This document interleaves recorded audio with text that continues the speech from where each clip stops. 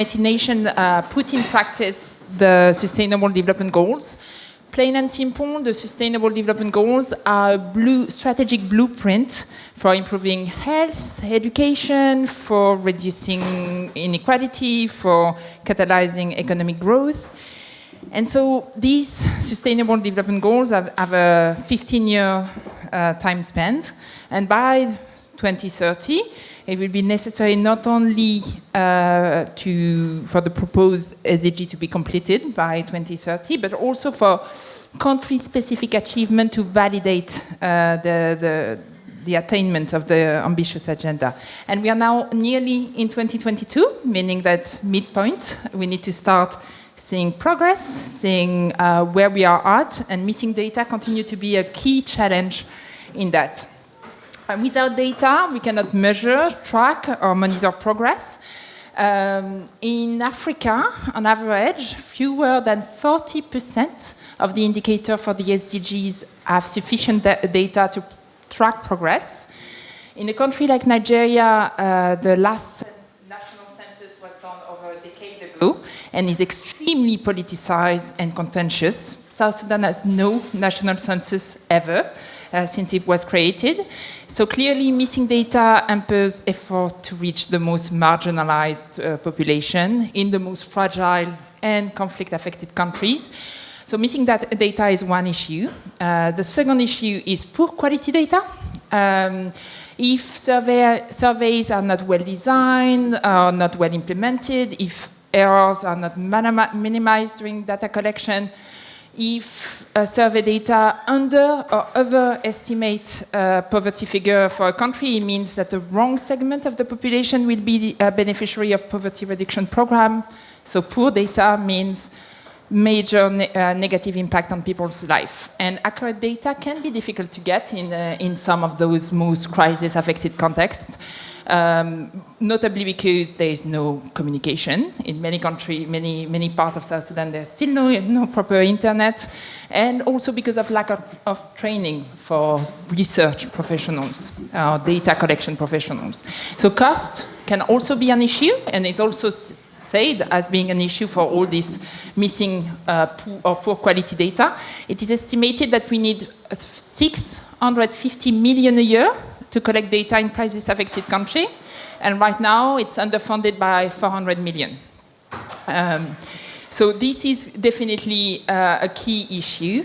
The last thing I wanted to highlight is that, yes, there are missing data, so country with no data at all, and what we want to avoid is having country entirely gray on the SDG maps, but when it's not country, it's often part of the country, Northeast Nigeria, for instance, and what we want is to have the SDG monitored everywhere.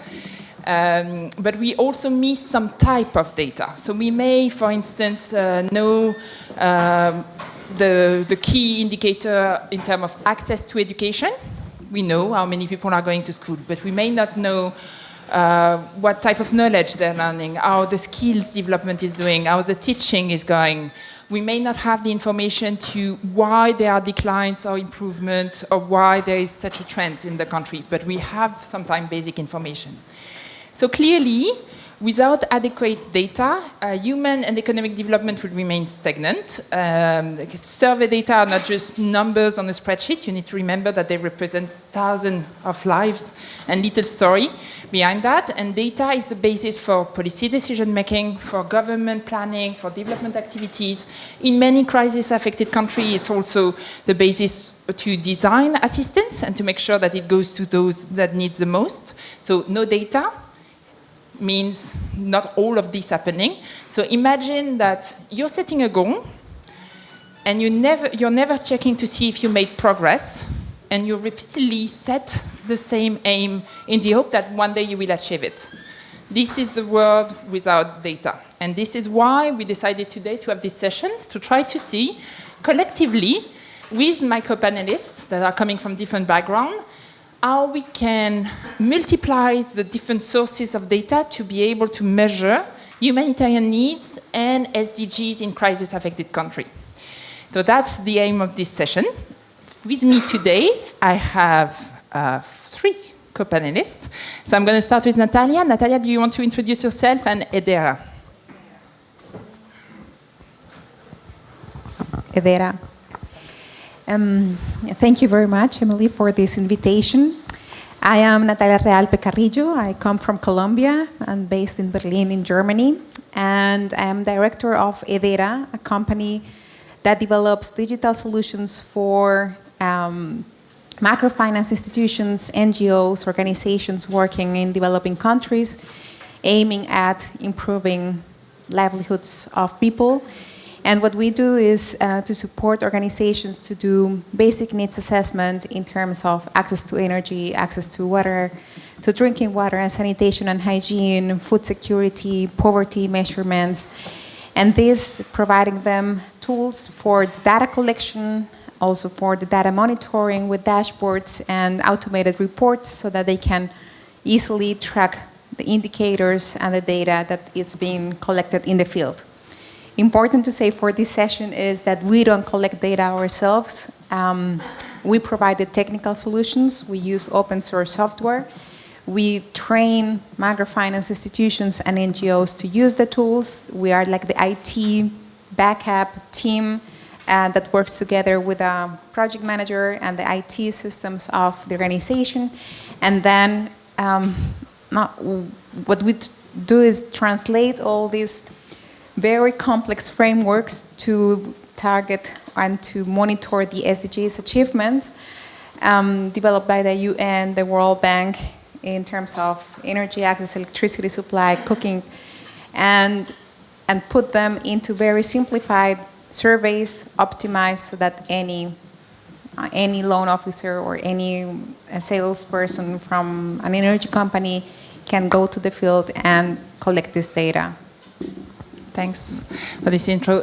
Teresa, do you want to introduce yourself and the Abdul Latif Jamel Poverty Action Lab that we also call JPAL?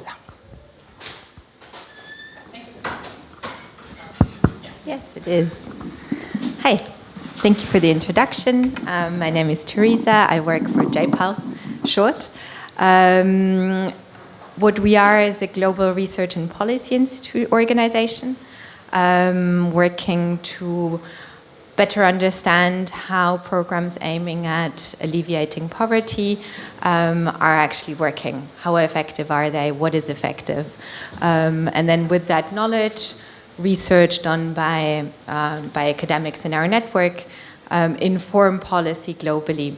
And I'm, maybe as a disclaimer, my work is on the policy side, not the researchers, but I'll be trying to give you as good as I can an overview of how we measure, what we measure, to work towards SDG 1, I guess. And in this case, because it's linked very closely to fragility in the sense that I think by now 2/3 of the global extreme poor in 2030 are projected to live in fragile and conflict settings.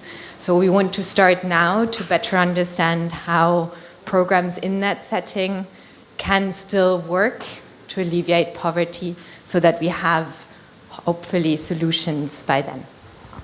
Thanks, Teresa. So she is officially, like I am, a translator between researcher and the general audience, so thank you for being here.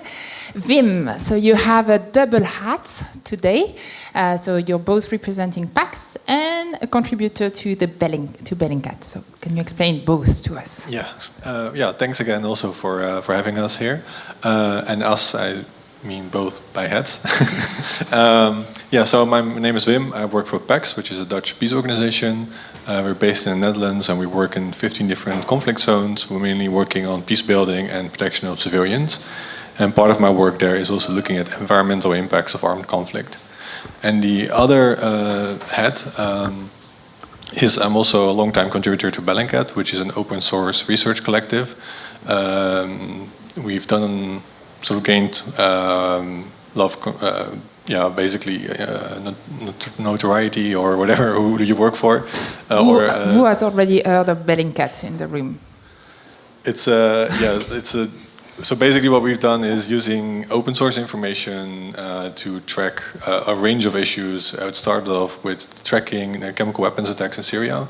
And then later on to the shooting down the MH17, where my colleagues traced the rocket back to Syria to Russia, just using images posted on social media, on Facebook, on Twitter, etc., and combining it with other tools. And now we've done a range of research on all kind of topics, from nuclear weapons to apps giving away secret military bases to tracking down protected animal species used by like famous celebrities all over the world on an illegal way. So and we've used these same kind of tools, like open source data, open source Earth observation platforms, to look at how armed conflicts impact environmental health, how it impacts the health of people and communities and ecosystems. And we translate that into policy work in either UN platforms or into working with humanitarian organizations by providing more information on what the risks are in the areas where they operate, and also trying to get more political change on protection of the environment in relationship to armed conflict. Thanks. And myself, so I'm Emily. I'm working for Impact Initiative, which is a Swiss-based NGO that is doing applied research in 25 crisis-affected countries. And what we try to do is to provide evidence so that the decision maker in the humanitarian sphere know who to target, where to target, what type of assistance they need to deliver where. So the research and the product that we and the evidence that we produce is actually to be used by cluster UN agencies, other NGOs to program humanitarian assistance in those 25 countries. So that's us. So let's dive in. The first part of the conversation we are going to have is around geographical boundaries to data. We're going to have a bit of a question and answer with the panelists, and then I will open for questions, so be ready to ask your question. So the first question we can wonder, especially when we see a map where you still have gray area like the one I showed, is there any limit to where we can collect data, where we can get reliable and accurate data? Or are we now, given the different sources of data that exist, able to collect data from everywhere in the world? So maybe to start with, Natalia, so in your intro, you briefly explained that you're working with MFIs to collect data in rural areas. Can you expand a bit how working with local actors can help us build a network so that we can actually collect data from very remote areas? I'll tell you more like a story of myself. So I've worked over a decade being consultant and supporting microfinance institutions and energy companies in working together. And such projects start like, let's do a market assessment, let's do a feasibility study, are there needs, how are we going to partner if there is a clear market opportunity. And in those cases, I will go with the hat of expert in the field to do my survey with my paper, then come back and say to the microfinance institution in a very nice presentation after some months of the whole work project, yes, there is a market opportunity. And as consultant, you see that actually the ones who have this knowledge, not the ones that are talking every day in the field with the clients and that really know the needs, are the loan officers. And that's where the whole idea of EDETA came, and of developing these tools. Let's give them the tools, let's use open source software so that they can collect the data that matters. Maybe they don't know exactly which questions or which indicators. They already know like the subjective idea, there is a need. But how to translate this knowledge up to the impact investors sitting in the US or in Europe and saying like, this is how your funds will work and help these communities, should be with reliable data. And you will say, and people claim in this, how do we rely that this is quality data? And we say, if these loan officers are working in a successful, let's say successful business in the sense that the microfinance institution has been there with more than 20 years of experience, have built already a close relationship, infrastructure with the communities. This is like, and they are working with the data that they are collecting in terms of assessing the credit reliability, willingness to pay, ability to pay. Then we can also trust them to collect data for measuring what are the electricity needs, how are they cooking, what do they need, will there be interest for improved cooking stove or for a solar home system, or if it's like crisis situations, how can we help them? And then let's put that data into a place where we can communicate from the loan officer to the project manager, to management of the microfinance institution, to the investor, up to academia, and that all speak the same language, so to take actions. So that's the principle. That's the principle, and how we change from analog, from I am not the expert, going from Europe up to your country and saying like this is the reality, but you give me the reality by providing you the tools. Okay, and what are those tools then? So we have we provide institutions with an app. Because we are doing with working with several enumerators, we have app for training the enumerators on how to use also the app for the data collection. The data collection app can be adaptable to collect images, open questions, audios, videos, multiple choice questions, and then also GPS without using internet. So it's very easy to use in the field. It's also very light and usable for Android devices. And then for the microfinance institution or the NGO or organization, we provide them access to a dashboard that is protected with a password so that they can keep track of the data that is being collected in the field, also with a map and locations of this data. And then access also to a digital report where already the graphs appear of all the questions or combinations. So it's almost like having the PDF like from the start of the data collection process. Okay. And how do you do that with people that may never really use the internet or are not so familiar with digital tools? Yeah. So for instance, this is a very nice case in DRC. This is an NGO working in the east of the country, and we provided the tool and also the materials for them training their teams. So it's always like a train-the-trainer approach.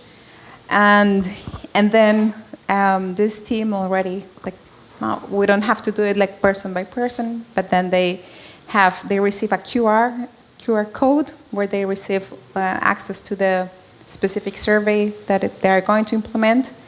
And then every day they go to the field, and when the mobile phone connects to a Wi-Fi, then it uploads automatically the data. You want to show the slide straight away? And challenges and opportunities. Yes, if you want. Yeah. Well, for instance, this is like the surveys that we are doing are very in-depth in terms of. Yeah, we don't. Sorry. So, national census have only this binary approach of access or not access, and we go in depth of saying, taking the multi-tier framework and looking at the attributes of electricity or energy access, attributes of cooking, also how is water, drinking water, and so on. So we have all these variables. It's like a 1-hour survey, and we have to check every day, how is this data, are there some validation processes that we have to update. So every day we're like looking and doing feedback loops, checking if we have to do some changes in the survey or putting some filters or identifying from the beginning, like what are the needs that we are finding in the field. So it requires constant feedback and communication also with different cultures, how communicate in Uganda, it's different in Haiti or Senegal, and I think the work that we do as data, it's like being so close to even to the enumerators. We have like Telegram groups with each of them, So if there is a question, everybody receives the question, and then they show us like the picture already or videos of how they are using the tools. So this communication is very important. And we have also, like, also the question is, if they are working in the field, what are their incentives to collect data additional to their work? So depends also from each organization how they value these processes, or what is the incentive, if it's a business opportunity or if it's a question of what is the impact that I'm doing, and I really want to understand the needs of my community, and how like the internal culture of the relationship with the client. So we notice like how people react to this type of work, and then it comes to us, this pressure, and then we have to explain motivations. So every time it's different. Because you rely on people whose day-to-day job is something else, and you ask them to collect data for you. It is not something else. They are experts already doing surveys for microfinance, for credit, and that's why we exploit the microfinance channels, because they are already enumerators. They know how to talk to people. They are asking questions, this formulary to go into another loan cycle every quarter or every 6 months. It's about like doing this, whether they want to know specifically about the education level. And this is like one time, for the baseline, or the second time for comparing. And it's how to combine their internal activities and responsibilities to this extra effort. So institutions have different methods. They say, let's do it between the second and third week of the month, because the first one, it's difficult, and the last one they are chasing to meet their targets. And other ones say, like, we are meeting every Saturday, we are doing like these field trips. For us, it's just a matter of staying 1 hour more. So each organization finds their way. And there are others that have a clear incentive and say, before we start any activity in this location, we need to do a baseline assessment. So they only dedicate to these activities, and this is like the dream situation where you have people all day only focusing on this task. And in terms of opportunities, is this graph, multi-tier framework, that it's part of our work, impact-driven and action-based research from the Institute of Advanced Sustainability Studies, where I am a fellow.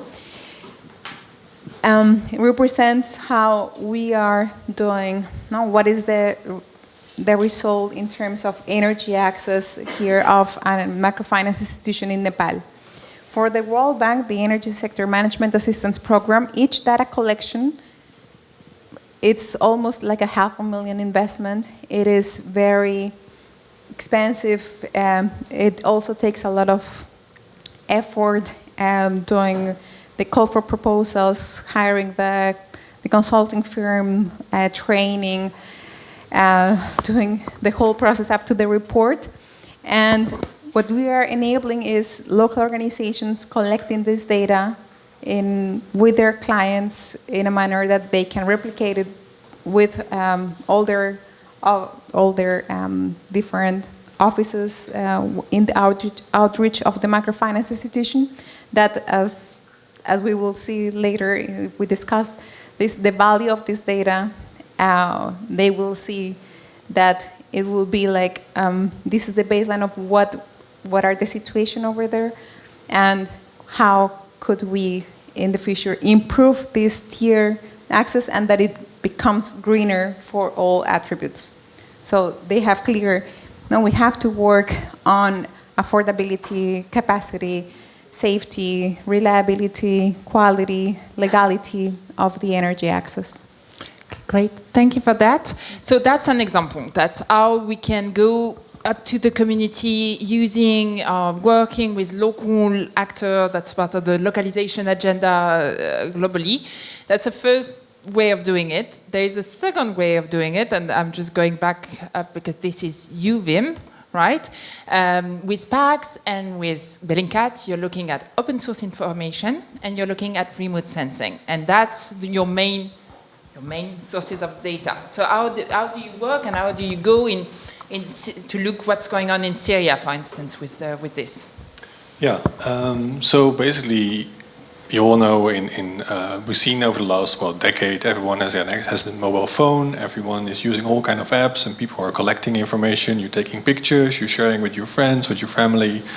Well, this also happens in conflict areas. Everyone has more access to the internet. People are sharing information, and this is a very helpful tool for many humanitarians, for journalists, and it has now been expanding rapidly among major news outlets to use that. But let's go back a little bit, and when we're talking about open source information, what do we actually talk about? So we use this, for example, in our training for Bellingcat. So this is an example of what the open source landscape is. You have like social media things, and even should be updated with new ones like TikTok and others from other countries as well, like WeChat in China, but you've seen those, Instagram, Twitter, Facebook.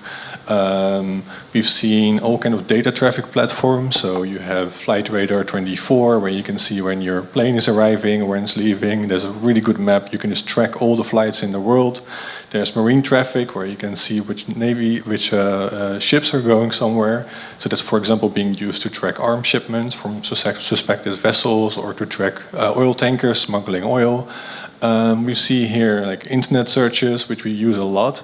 For example, for reverse image searches, you have Yandex, which is a Russian version, which has a really good facial recognition system. So you can put in someone's image, and it will try to look it online if there are other pictures of that person. There's Google, which you can use, of course, what they call Google hacking. You can search for documents using certain file types, and you can find everything about a certain. For example, we used that in Syria, where we found there was the Russian government said they bombed an oil factory, and then it turned out to be a water installation, and we could find all the blueprints from the water installation, the location, just using Google. There's geospatial data, so that's basically Earth observation and remote sensing. So that has everything from European space agencies have all kind of free satellite data that you can access. It's not super high resolution, but it's very useful because they publish it every couple of days. So you can track changes in the environment, if there's flooding, if there's wildfire. There is Google Earth, which has historic high resolution imagery data on certain locations.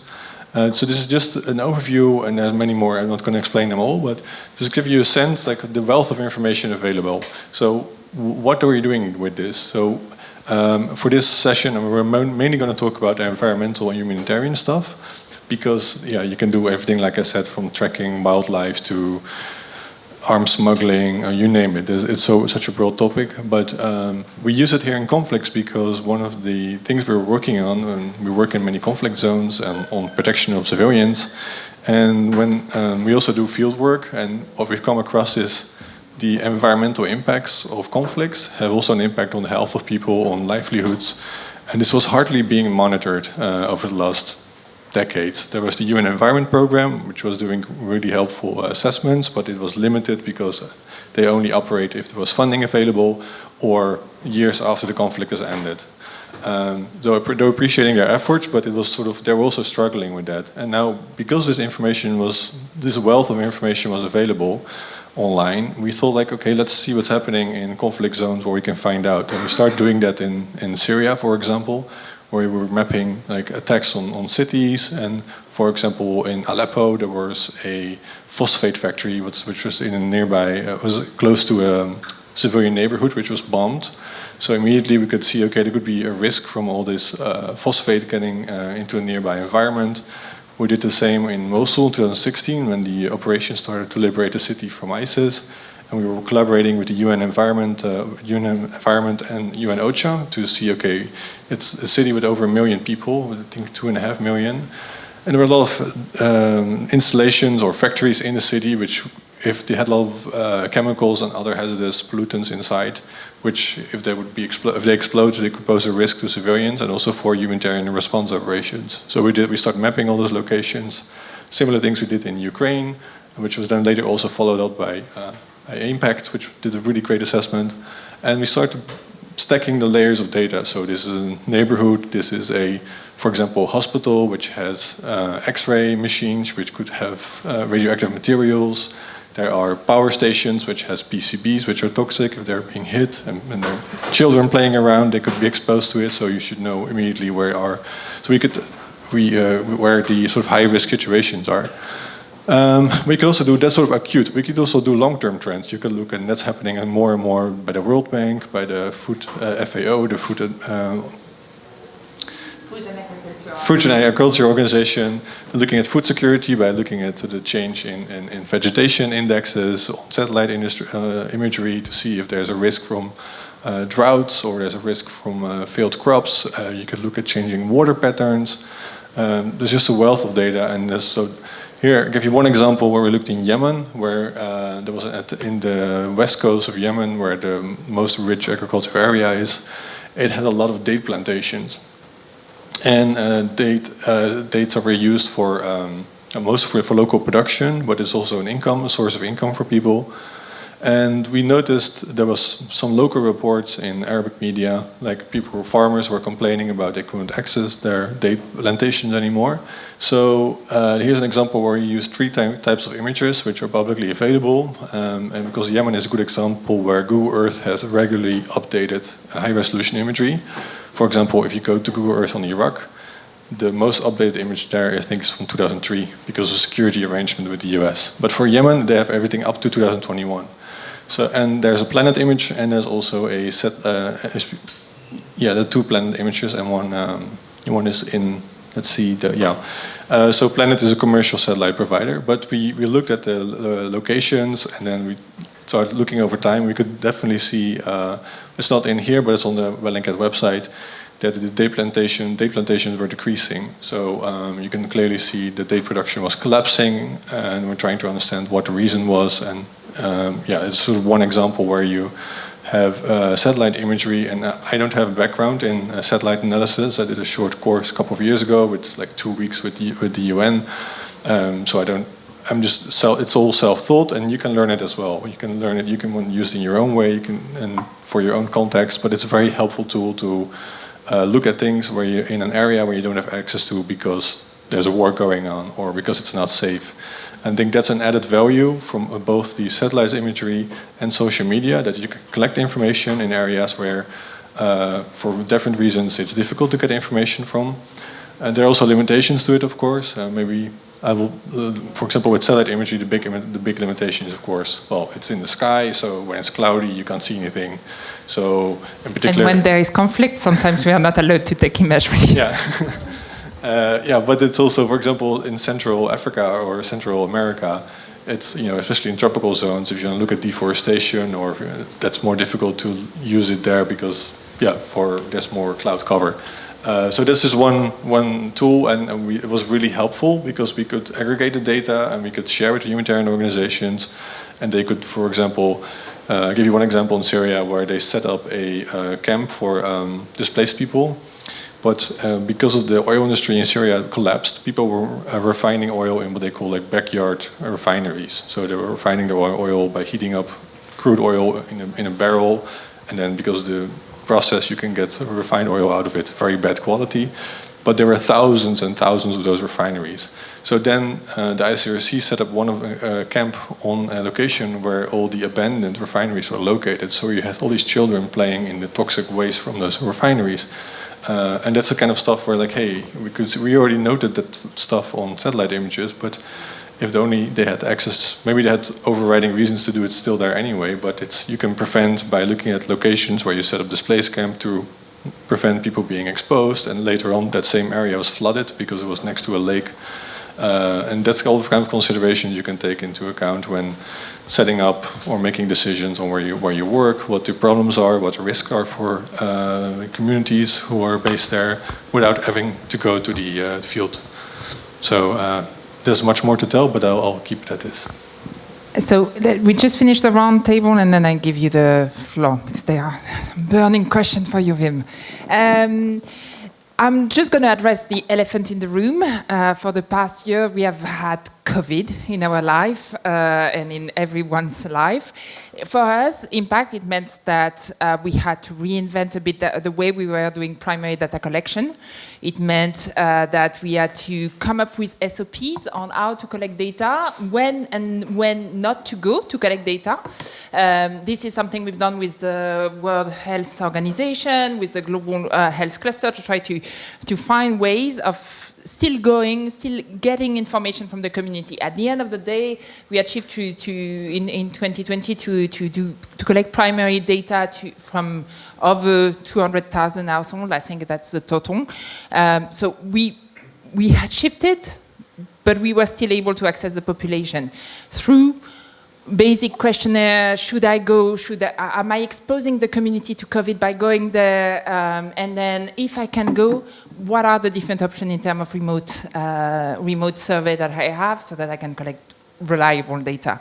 And I know that you, Teresa, with JPAL, you faced similar issue because you're also doing primary data collection with the numerator in a number of locations. So I'll give you the floor.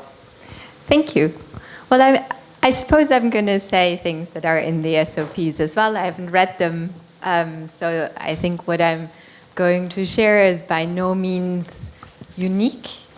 What was unique to us is that in our network of 200 and something professors doing research on different programs, what is very important for us, and that is maybe sometimes a little bit different for needs assessment, is that if we start a study with a sample of people, it's really important that we get to talk to the same people 5 months later, 6 months later, 3 years later, 7 years later, because if we don't, the more people we lose in this process, the less valid and reliable our academic findings will be. So means in March 2020, I think about 200 projects were affected.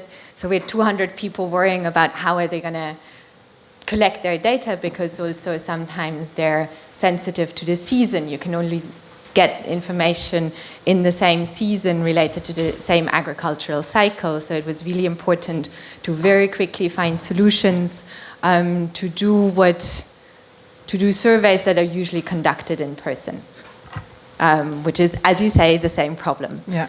So what were the solution? I guess remote survey, phone survey.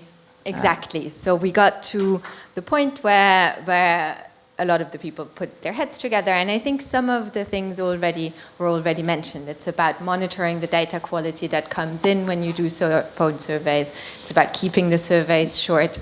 I'll just share a few points that I worked in operations before, and a few very plumbing-oriented solutions that I liked were, for example, that people started sending out text messages to people 5 minutes ahead of calling them to increase the rate at which people actually picked up the phone, because that's the most important thing. You need people to pick up the phone, otherwise you can't ask them questions. So sending text messages 5 minutes ahead of time. Very contact channels. So if they didn't pick up the phone, maybe try WhatsApp. If they don't pick up WhatsApp, try Skype. If they don't use Skype, go back to the phone. It's really trying and testing which ones work best, because often they're actually the same numbers. If you have one number, you have access to a lot of them. Of course, not in places where there's no internet, but in other places, that was actually a very good solution. And then another one, which we probably all know in a sense, is that there are times of the day where we don't pick up the phone. So people started portioning off the days in maybe 2 to 3 hour slots, and if somebody didn't reply the first time in a 2 hour slot, they would next time not call in the same 2 hours, but take a different time of the day. And that also helped us get the response rates up to eventually save most of the research. And on top of that, also inform some of the governments that were looking to device responses. So it's no magic, but it helped. So we basically started applying in our sector what the call center knew before us, that are asking us to sell us stuff. Before we maybe rediscuss between us, I've seen one hand raised. So, I wanted to ask you, before you said that you were using a tool for this medium and high resolution Earth observation imagery. Is it called Planet? I wanted to know what's the name of the tool. It's just Google Earth. Tool. Yeah, no, there are various tools. So there's what I use a lot is called Sentinel Hub, Sentinel-Hub. It's a commercial platform, but they use freely available data from European Space Agency, which has they actually have a lot of data sets. So they have Landsat data from NASA. They have their own satellites from the Sentinel-2 system. They have radar imagery, which is very helpful if you want to look at, for example, because radar imagery you can look through clouds. It's been used a lot for identifying settlements, but we use it a lot for identifying oil spills because it looks at the reflectance on water. Last week we used a lot. There was a big oil spill in the coast of Syria, which is now spreading all the way to Cyprus and Turkey because it was an old thermal power plant which started leaking because there were no reparations and basically because of the war. They also have air quality or air pollution data in there, and they have all really helpful YouTube videos explaining how I've looked at this, used them as well, how to use the data. They're like all these webinars, so you can learn it from home.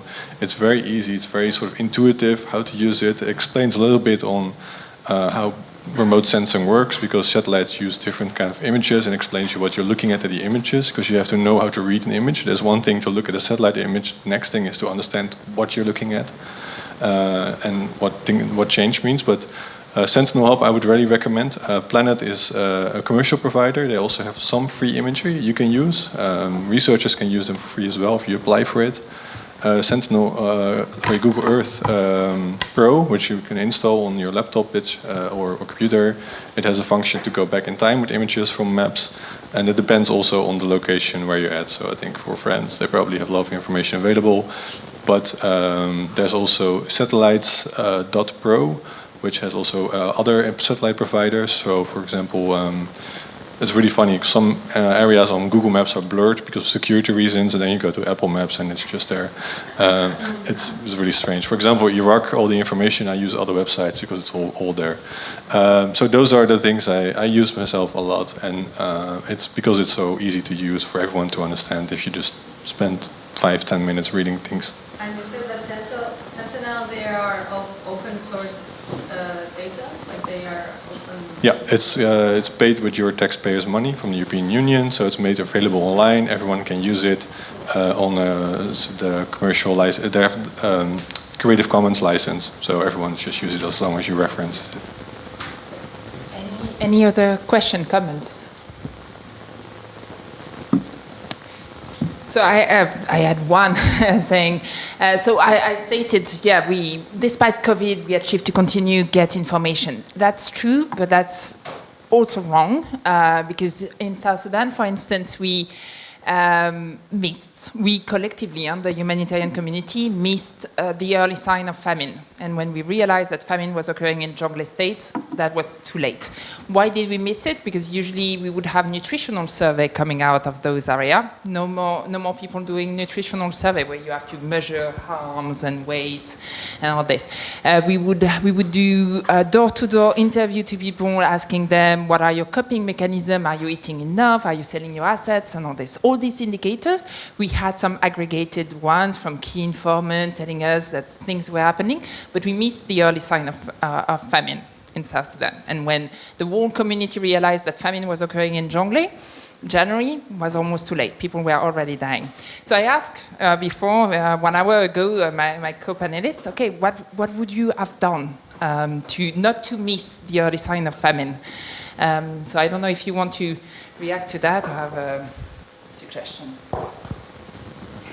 No, or Wim or Teresa or.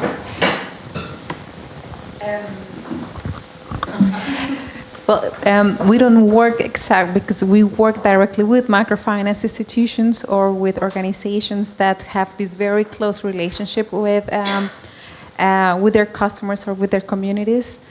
What we have, now from our experience, what we had last year was, for instance, we worked with CARE International, and they were working with a microfinance institution in Peru, and they had already a project in place where there was needed some basic information of the needs of women for strivers to do their work, and how the coping mechanism that came to them was, we have a university, we have a partner university, Universidad del Pacífico, with students that they have to finalize their semesters, their studies, and the microfinance institution has their loan officers kept at home. We can cross and share data where the students could have the time to try all methods to reach the women, and then the loan officers can even if they don't go to their households, they can still do location georeferentiation, and then let's collect the data with the students. Then we accomplish, we already know what is exactly what is happening. We have to adapt again the whole survey and then identify exactly how is this impact of COVID before, because the project was not exactly about COVID, but about business development for women. So then, depending on the organizations, there can be some flexibility of thinking involving other actors, whether researchers, IT solutions as us, and then microfinance institutions and NGOs, so that they can together come up with databases that are reliable then for them taking action. But as I said, it's some cases where I wouldn't know that in South Sudan, if you don't have the reliable partner microfinance institution, what could you do? Perhaps with some other data. Did you take a set imagery of these and of this? You had many questions earlier, so you had many subjects. Well, I'm not an expert on, but I think there's you can look at first you can look at what were previous indicators where famine was happening. So people were, there could be external, so it could be of course conflict. So if there's conflict, people will be displaced, and if you leave your house, you have less access to food, especially when you're farmers or whatever the reason is, what lively people have. So you can expect, this is basically deduction, you can expect people have less access to food, so you have risk of famine. The other indication is what causes famine is either people lose access to their food or to the resources. So, and that can have different reasons. It could be because of there's drought. Now, drought you can measure. There's satellite imagery which you can look at healthy vegetation. So it's a reflection from the satellites, shows you what the vegetation is and if it's growing or not. So if you can see it's going down, it means, okay, there's likely a failure of crop growth, which can be predictive for an upcoming famine. Or another reason could be, in the case of South Sudan, and I just read it this morning in the train as well, there's a huge, some areas flooding every year. And now there's a huge flooding and people are on the move. So people are displaced, which means more risk of famine. It means also a risk of their crops or land being flooded. I'm not sure where it was in South Sudan. So that also is a predicting, where you can use satellite imagery to show, okay, is this agricultural land, is it flooded? Okay, then you can sort of assume there will be an elevated risk of famine taking place, and you can anticipate it by sending extra food supplies, whatever, to trying to find out where people are moving to. And I think also what we discussed this morning was that, what I understood in South Sudan, it was a lot of cattle raids. And I'm not an expert on this, but I do know a little bit about wildlife tracking. So especially with cattle, there's now high-resolution imagery, which is helpful because it can be based on machine learning, and it's a bit of overstated term, but let's say artificial intelligence. It can use different satellite imageries. It can identify what larger animals are. In this case, it would happen with elephants, which are pretty big. I'm not sure if it works with sheep as well. Maybe it does. And it could track movements of sheep or of elephants and rhinoceros. So maybe if it works with large cattle, so you can see it's changing location or it's disappearing, it's an indicator. So that's what I would do initially if I would have access to all the data. But Great. That's part of the thing that we've been thinking, and we also looked into language, because you can see that people are using nuance when they refer to lean season in local languages. When it's a really, really difficult lean season, they don't call it the same way when it's a regular lean season. So that proxy indicator we will use the humanitarian community next time a bit better. Just to move on, we discussed about what are the geographical boundaries to data. We're more or less saying there is none, but there's still a bit. What's also interesting to discuss is there any boundary to what we are able to measure? Are we now truly able to measure the impact of humanitarian programming, the impact on social cohesion?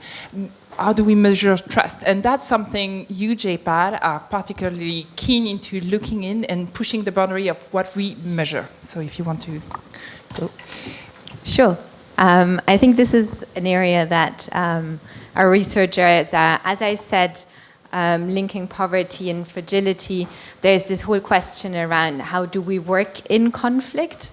How do we work when there is already a conflict? But looking forward, there's also questions around peace building, essentially, of how do we measure, what can we do to create safer environments and more stable institutions?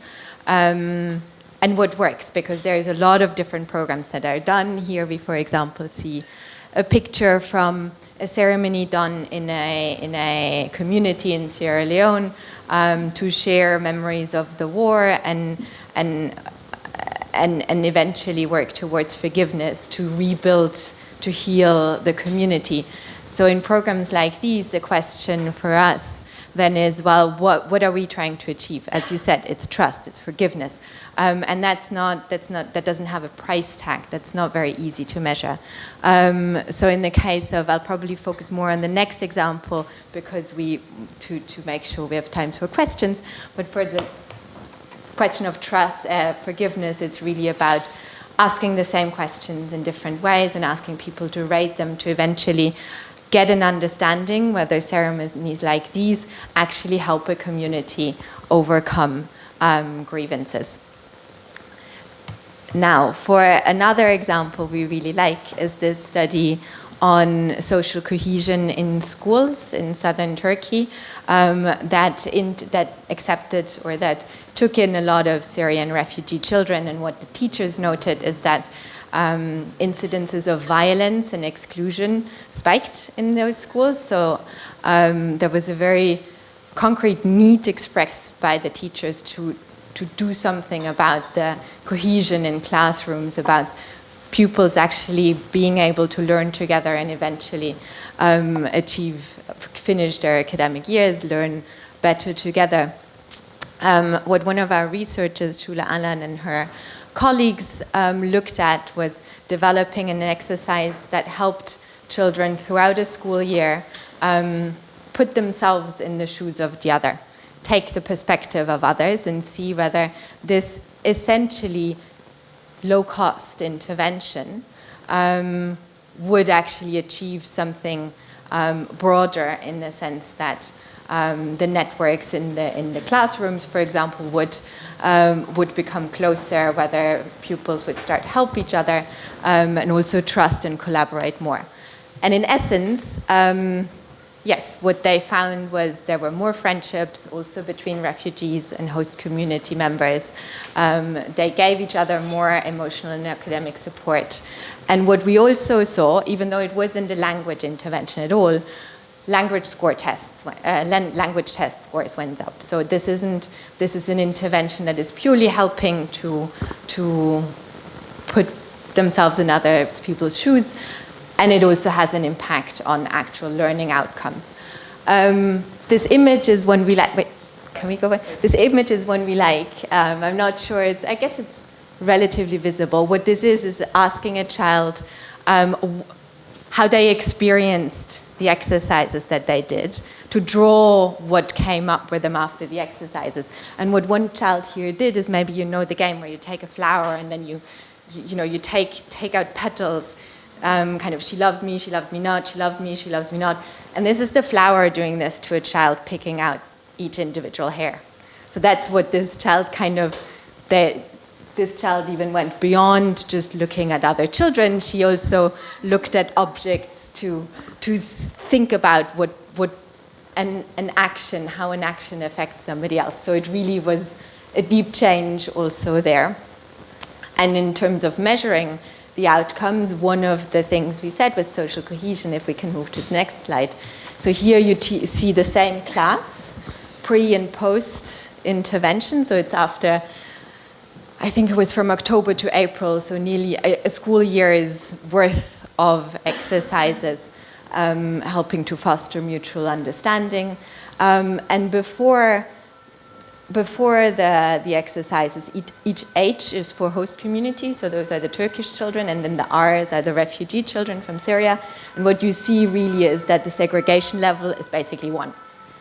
Refugee children only talk to refugee children, and only feel supported, or in terms of emotions, or academically, and vice versa, host community children, only host community children.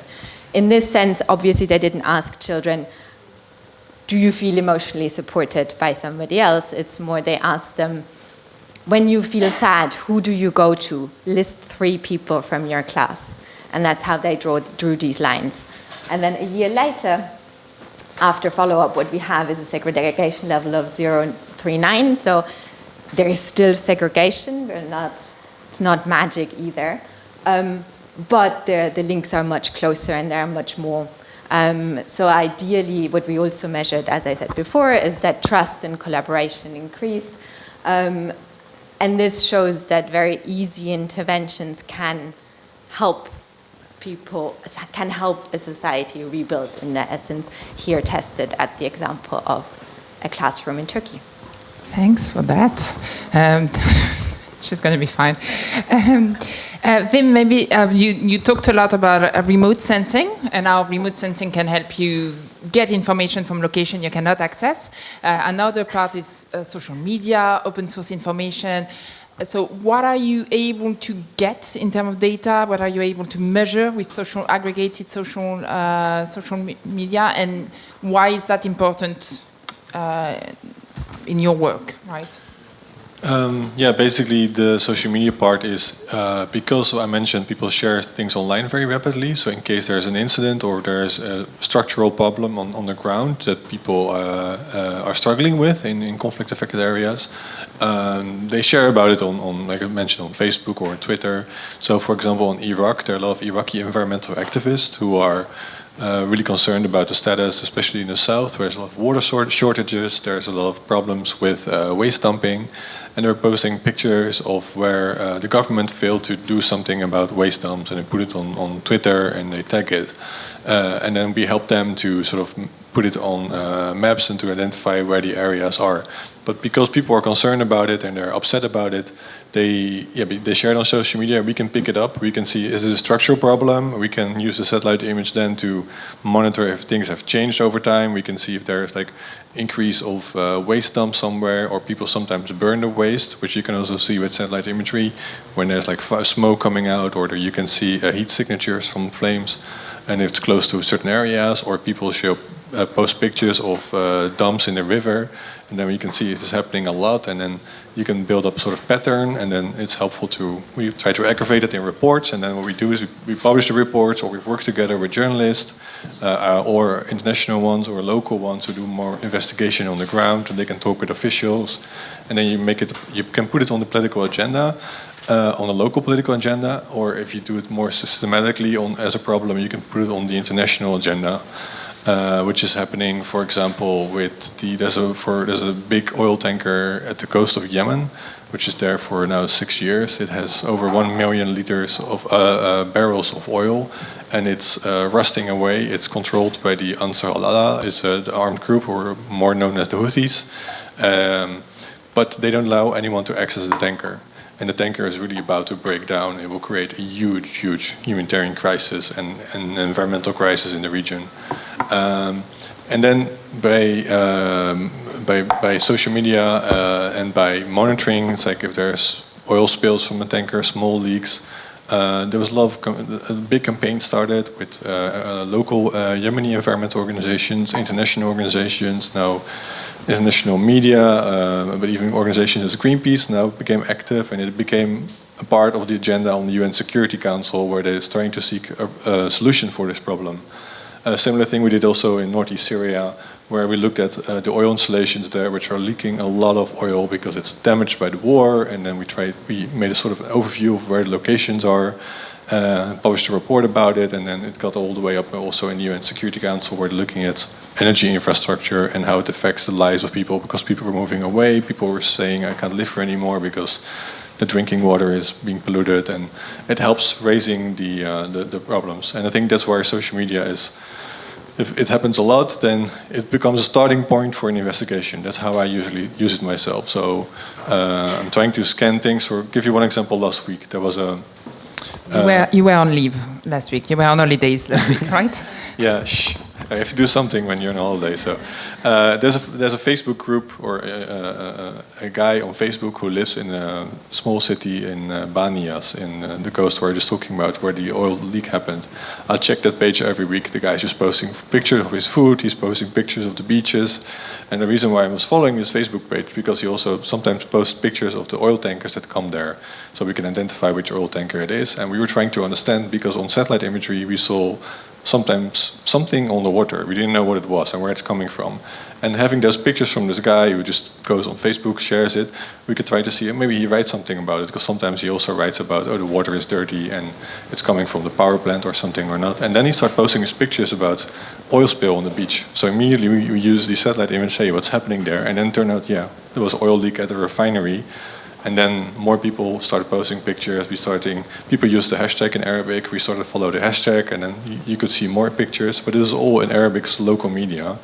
And by aggregating that, by building the satellite image, all of a sudden it became a national issue, and now it's a big international issue. It's not because of us, but it helped pushing the issue by visualizing it together.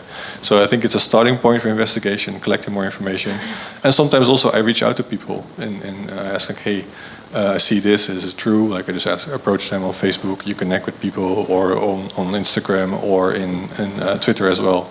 And people are also willing to help to investigate a little bit more, but that's something sometimes you have to be careful with also for security reasons, but that's another topic maybe we discuss later. Yeah, if you have a question on this, for sure. Maybe one last question before we open up. So we are discussing what are we able to measure, right? And what's really interesting with what Edera is doing is that you built an entire feedback loop with the community to improve your own questionnaire, but also to improve the global framework of questions and indicators. Do you want to tell us a bit more on this? Yeah, so besides of the frameworks that we are implementing in the impact-driven and action-based research, we are also assessing for each questionnaire, like first, what are the emotions that the enumerator has towards the client, or and not only in the interview itself, also the perception of how this assessment was taken by the household. And then we have been collecting all this data of audios, because we don't have we don't have all. I noticed from your questionnaire, like it's a question repeated in different ways, and we don't know how to assess the subjective data.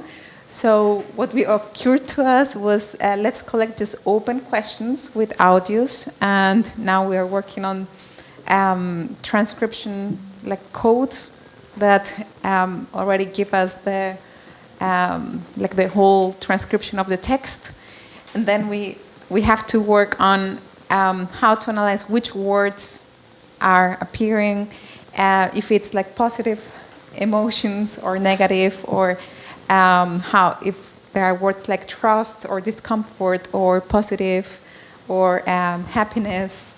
and if they have an impact, if there is a correlation between how you proceed, like with the questionnaire or with the survey, and these emotions. So this is a work in progress. We have a lot of data now from our research institute. Now we are just open now to collaborations on who would like also to have a look on this data, and if there could be like some feedback on not only on the process between enumerator and client or and household, but also about like the framework itself. So we ask also, is there anything else missing? A part of your 90 minutes survey or 60 minutes, 20 minutes? Was there a question that it was so obvious that we missed and that everybody is telling you? Because it usually happens that you're conducting surveys and in between people are telling you their problems or their, you already came here, or somebody else was doing these interviews, what's next? And this type of information is usually not collected in surveys. So having this information from the enumerator and giving us feedback on what should be asked, how should the structure of the surveys look like, then for us it's information that we would like to transfer directly to the World Bank, to the Energy Sector Management Assistance Program, to JMP from the UN on the WASH frameworks, and also to FAO with the FIES scale questionnaire. Thanks for that. Is there any questions for the panelists from the room? Yeah. So you seem to be very much focused on the data about like the actions.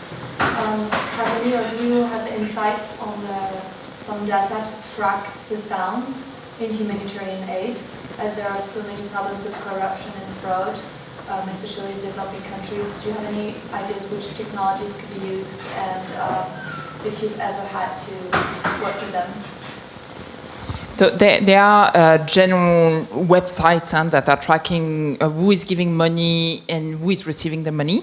So that's happening at the European Union level, at the United Nations level, especially regarding the humanitarian appeal fund. If you're tracking, can we know if the money actually reached the beneficiary? I know that in very remote setting, organizations that are assessing the impact of the funds are looking at remote sensing, for instance, at Imagery. You're saying that money was spent to build a school somewhere. The school should then, from now on, appear in the location, and there should be children around it. So that's ways for infrastructure. That's easy, right? Agriculture also can be checked with these, or climate. Do you have any experience, Teresa, on this specifically? Just to understand your question correctly, were you referring to aid money getting to the end beneficiaries, or yes? Because you are assessing the impact of humanitarian programming in general, yes. And one thing you're doing when you're doing RCT, meaning you're comparing what's happening in the community where the humanitarians are responding, or the development actors are responding, and what's happening in where there is no program, right? So you're able to compare the two.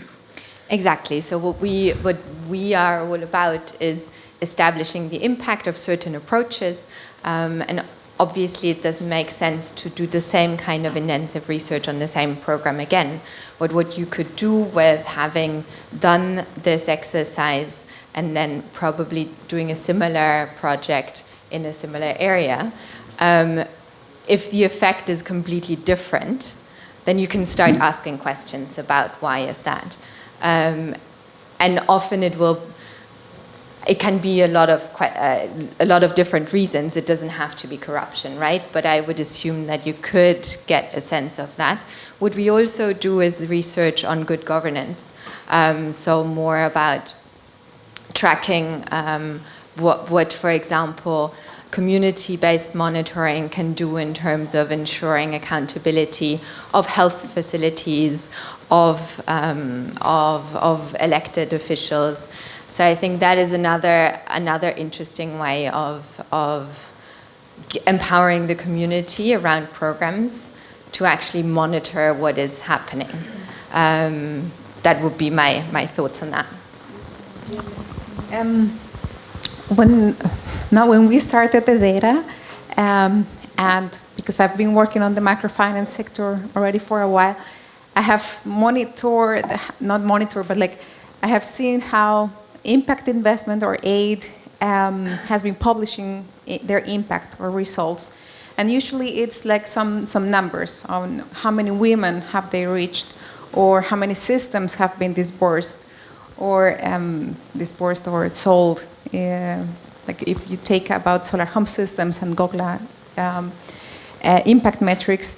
And we notice that there is this gap between one thing is what have you done, but the other thing is what is the aim of that aid? No? Is to help the household. So we need this household data, but household data is too difficult, too expensive to collect. So in this, if you want this metaphor, is like this aid or impact investment is measuring how in a runner, how big are their arms or the muscles, or how big are the funds given for this aim. But what is missing is the standard metric, that it should be the same whether you measure in Kenya or in Colombia or in Philippines. And it's what is happening with the households. Now, for the runner, we have the standard metric that is time. And this 10 seconds, this 9 seconds from Usain Bolt, we know that he's the fastest runner in the planet. And for impact investors, what we need is this standard metrics where we have at household level, it is the same to talk about affordability, legality, health, all over the world. No? Electricity should be safe all over the world. Doesn't matter where. How to measure that is with this basic indicator, and that's if you enable this data collection and say for an impact investor or an aid program, you can track this indicator here in Peru and in Uganda, and you can see what are the differences between how much money you spend in one place or the other. Then at least you are identifying, I'm not saying directly corruption, but did your funds help at some point at the household, which is the one that you want to help at the end? Maybe just one follow-up. Two things we do. One is assess on behalf of donors the impact of the money that they're spending. So it's called third-party monitoring. So we are the third-party monitoring other NGOs, other UN agencies receiving the money and saying to the donor, this is the impact the money that you're spending has. So for instance, we are assessing the impact of what FCDO, so the British government, is spending around £350 million a year in northeast Nigeria. We are assessing the impact of all of this. But the data that we're providing will only be available for FCDO. So there is no public sharing of this. Then they adjust. The second thing we are doing is what we call AAP, so Accountability to Affected Population, which is a very fancy acronym in the humanitarian sector that is basically saying we're asking people what they think of the assistance. AAP, so Accountability to Affected Population. Redevabilité envers les populations bénéficiaires, en gros, affectées. And so we're asking the population, what do you think of humanitarian assistance? Are you receiving it, not receiving it? Do you understand the selection criteria to be beneficiary or not? Do you think it's fair? Do you receive what you were said you would receive? Have you received what you were saying you would receive? Are you happy with what you received? Is that matching your needs? And I'm asking all this and then coming back to the humanitarian community and saying, okay, these are what the population think of the programs that you're having. That's the two things I wanted to add. You had an additional question and then one here. Yeah, I just wanted to ask if you think blockchain technologies could be an asset to training results. Anyone has looked into that? I'm going to defer to my co-panelists. I haven't.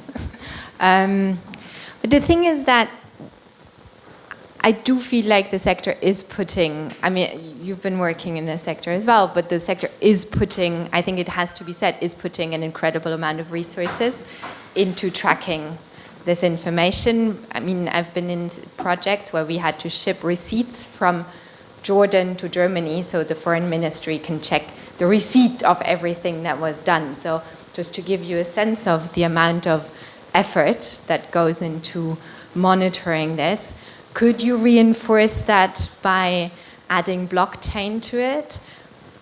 I would think, I mean, especially if we look at the receipt level, that would mean that every vendor, everywhere where you want to buy, even if you want to invite a donor to dinner, you need to go to a restaurant that has that technology base put into their receipts. So I'm not sure how feasible that would be if the expectations on what kind of reporting, like the granularity, continues in that way. But I'm not sure what you think about that. I know that at one point there was an idea of putting a code bar on every single building material. Example, shelter, IT, earthquake, a lot of houses are destroyed. And then the idea was to put a code bar on every single wood, tile, all this, so that then someone could come and verify and scan, okay, that's the, indeed, that's the, this donor has funded that, that's good. We are going to... And the thing is, I want to build on that because it's important, I think, is that if we do that, there's only going to be a certain type of vendor who is able to do that, which means that everybody who wants to sell a car in the local market, say in Amman, if they don't have this technology, if they're not part of it, we're pushing local vendors out of the market because we can only buy things that are linked to that technology. So I think it's a very tricky question if we want to be also mindful of buying local and not disrupting local markets more than we do anyways. And I think what we are saying is it's more important to look at the impact of the program than actually track every single dollar that is going to the field. There was a question here, and maybe Wim, I don't know if you wanted to react to that. No? Yeah, question. I have a question. How is algorithms and AI involved in tracking the impact and analyzing the results of the impact? Or for example, tracking changes with Twitter keywords or satellite changes? Or is this all people behind the computers tracking these changes? Can you give an example?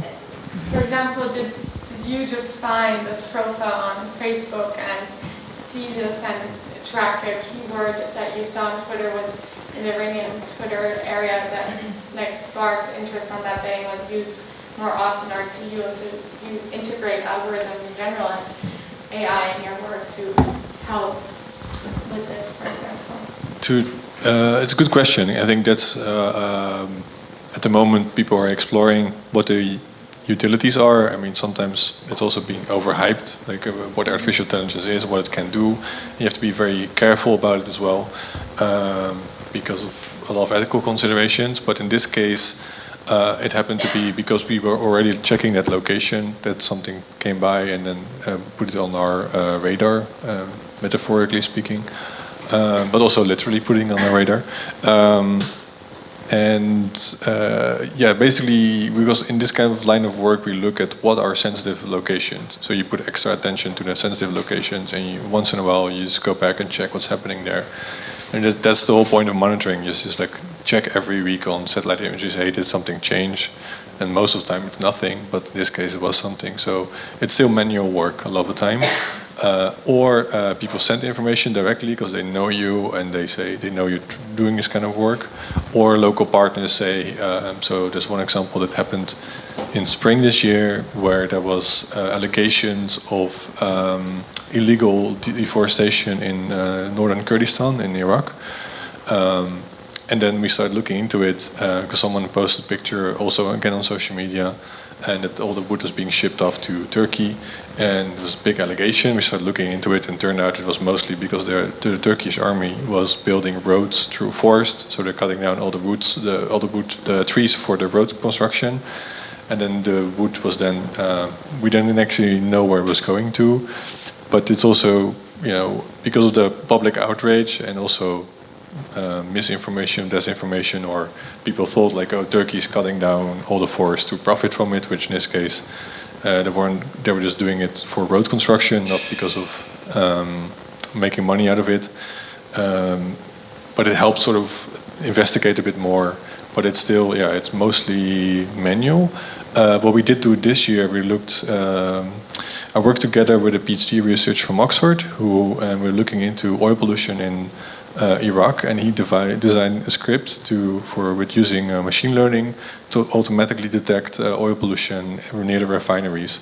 So you can just let the script run, but it was still difficult because often, what satellite imagery does, it looks at different kind of colors or pixels on the screen, and it gives you a certain meaning. So because if normally the desert is yellow and then turns black, you can think it might be oil. But often it could also be water that gives a dark reflectance. So you have to also double check things. But the script was very helpful. I think it picked out a lot of the time when there was indeed oil pollution, when we start to verifying it. But it makes life easier because you can automatically quantify, this is an X amount of kilometers has been contaminated. And I think also that's the work with Impact, they did something on vegetation in the water in Iraq. And a lot around building damage assessment. So we're trying to see when there is a big earthquake, for instance, can we instantly just put AI and then they assess where, but it depends how the city is built. It's not the same in Mozambique than in Haiti, so at the moment it's being developed, but it's quite shaky. Well, the thing with machine learning is you have to give the computer a lot of input where it can learn from. So it needs to have a lot of training data to detect when something is changed or different. And that's the difficulty, to give it the right kind of information. And when it starts learning from the data that something has changed, and in particular you can do it. I mean, the UN is doing it with automatically counting tents. So, for example, when there's displacement, and people are setting up camps or informal settlements, they can automatically, they're working, let me put it that way, you should be careful, they're working on a script that can automatically detect how many tents there are, and then you can make a sort of estimate how many people are in that location. And that's very easy, because then they know, okay, we need to send an X amount of food or water or whatever sanitation products to this location. So and that's helpful. Maybe just on social media, I know that an organization such as Translator Without Border would really work on local languages. I don't know if you know, in Myanmar, there has been a lot of inflammatory speech over the past years, and a lot on social media. And what they try to develop, because it's using local languages, is this word, right? Identifying words in the different languages that can actually help identify that helps hate speech, in social media that is happening and that we should prevent, so that Facebook and others can actually act on it quickly. And I know that they're working on it, so artificial intelligence in that case, or machine learning, can be useful. I wanted to talk about this training with lots of inputs. So what we are doing all this data collection, and every time we're taking pictures of the cooking space or how is the toilet. And then, ideally, not that when we have all this data, is that for next times that we don't have to go with the survey, we just identify already in which tier access the household is, with just looking at the cook stove of the household or the toilet installation that they have. And we have already this experience from DRC that I showed with the trainers approach. They did a whole energy access assessment, and we have already the filters of how the household differ between from tier 1 up to tier 3. That was the maximum that we found. And you see already some other questions already are, you see the differences between the households. So that in the future, there is some work to do before in training the machine and saying these are classified like that. But we hope that in the future we can already save time for everybody not going into these very specific questions if already an image can tell you. Any other question? No? So we have 4 minutes left. Timekeeping. There were two things I wanted to discuss with you, but we don't have time, so you can pick in your conclusion word either one of the other. One was all the ethical dilemmas that we have in terms of collecting data where actually no one can go, in terms of data length. And the other was, okay, we have all these wealth of data out there. How do we make sure that others use the data that is produced, and how do we break the silos, make sure that we collaborate and take each other data? So conclusion word, either on ethical dilemma or on collaborating around data, as you wish. I'll be happy to take the easy one, which in this case is the sharing data. Which isn't always, because there are obviously a lot of ethical questions linked to sharing data as well. I think what we mentioned before is that, especially for academic research, the rigor and knowing exactly how data was collected is very important. And you saw that in each one of our studies, we collect a lot of data. So that is up to that standard.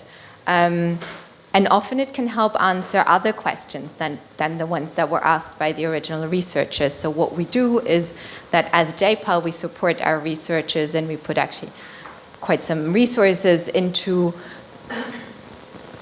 assessing the data and anonymizing it in a way that is responsible, so that they can safely be published in different dataverses, they're called. And then they're available to other researchers who would like to look at the data. Sometimes it's also for transparency reasons, so people can replicate the same questions, but then also see if they can draw other interesting findings from the same data set. Thanks. Wim? Yeah, two small points. I think the first one is that, in particular in an age where everything is becoming more digitized and there's more digital information available, my concern is we're starting to look everything is more remotely, also because of COVID-19, that we see everything to the sort of binary lens of zeros and ones, and things. We capture reality in data collection, and that makes it it gives us a limited view of reality. You're looking at reality through this stroll, or is a satellite image, or your pictures, but there are no emotions connected to it, because then meaning to things in an environment or in a village can be different to what you're seeing through your digital lens. And that's one thing I want to flag here, because even though I work a lot with digital information and I love it, that's a fear I have, is we lose connection with what it actually means on the ground. And that's why I still want to travel, or still traveling to conflict-affected areas, because when I'm there, I'm also learning the things that I see that I think are a problem are not necessarily what people think it's a problem. So give you one example on oil pollution, which I was looking at in northeast Syria.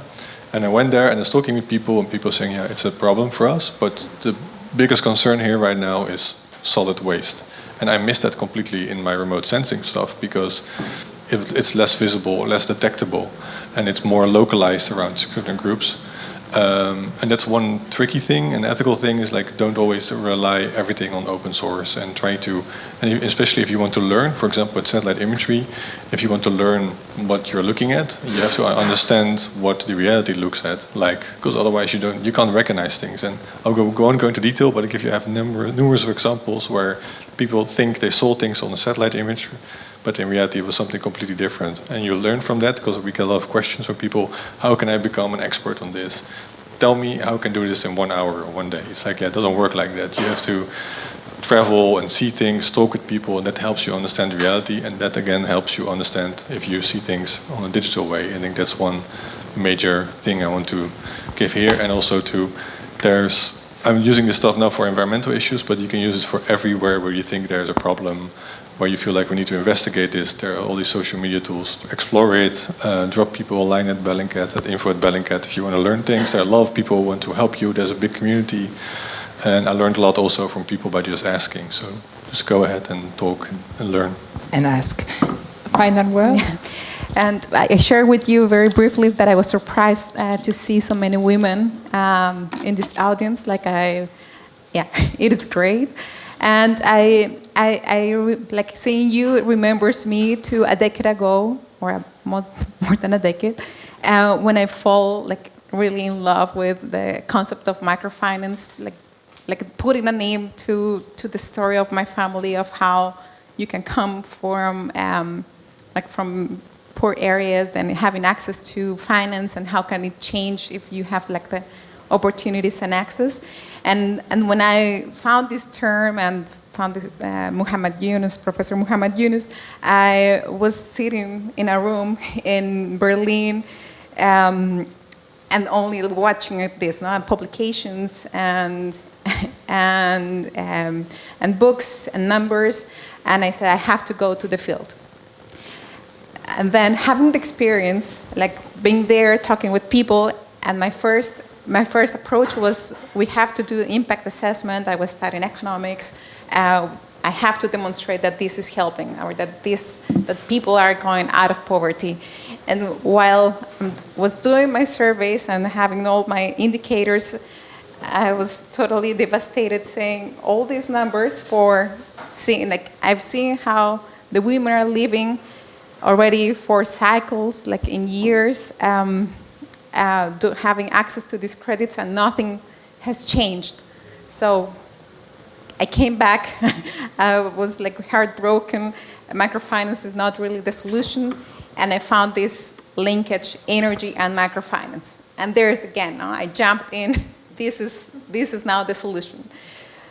And after a decade and bringing sector together and working now with data, what we are trying is to say, it is not only these indicators, we need to listen to people, having these audios. We need to listen also the numerators. What do the loan officers think? No? There is a cultural, social, economic gap between loan officer and client, between the microfinance institution and the communities. How can we make sure that their impact that they are doing is to improve the livelihoods of them? And then having all this data is, how can we help among ourselves and aid on, let's use this data for building up such programs. So I'm very glad that these questions about how to use technology, will blockchain be a solution, or artificial intelligence, and that you're young women interested in these topics, and that you have all the technology and all a career ahead.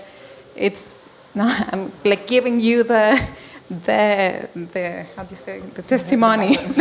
Please, go ahead and help us in these organizations, that we have already our structures and our methodologies, but like new ideas will come to do more for measurement for the SDGs. Okay, so I had concluding remarks, but that's good enough for me and for you, I guess. Thank you for being with us this afternoon. Thank you to the panelists.